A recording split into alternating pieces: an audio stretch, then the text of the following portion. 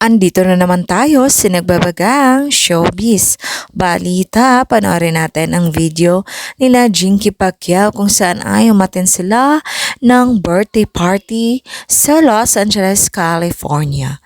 Panoorin natin ang video nila.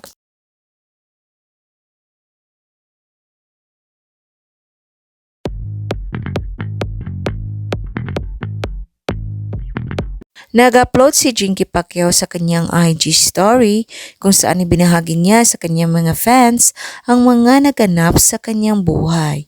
Isa na dito ang pag-attend nila ng birthday party sa mga Pinoy doon sa Los Angeles, California kung saan ay kilala nila ang nasabing Pinoy na pamilya.